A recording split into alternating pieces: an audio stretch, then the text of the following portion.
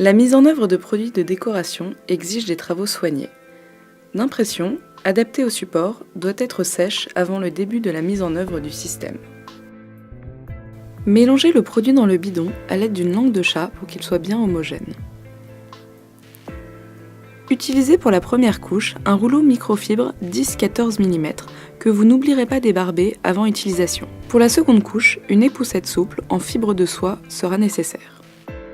Le produit étant en phase aqueuse, vous devez le déposer et le répartir sans le tirer.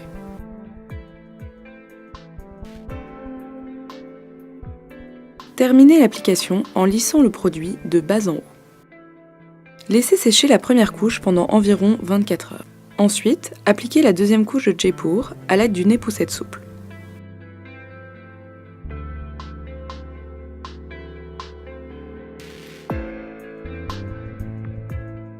Déposez le produit de façon aléatoire en créant des mouvements irréguliers afin de permettre une répartition des particules métalliques. Ainsi, cela favorisera la captation de la lumière. Un second mode opératoire est également réalisable pour obtenir une esthétique différente dans laquelle la couleur se mêle au reflet métallique. Utilisez un rouleau polyester 10-12 mm que vous aurez préalablement ébarbé. Déposez et répartissez le produit sans le tirer, puis terminez l'application en lissant la peinture de bas en haut.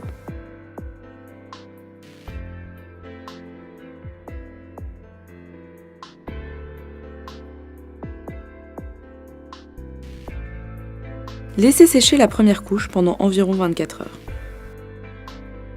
Ensuite, appliquez une couche de J-Pour à l'aide d'une époussette souple.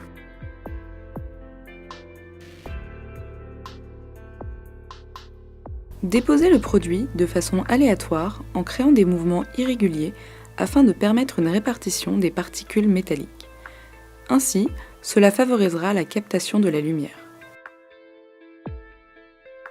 Nous vous recommandons de ne pas trop charger l'application de J-Pour afin de laisser la teinte de la couche première apparente.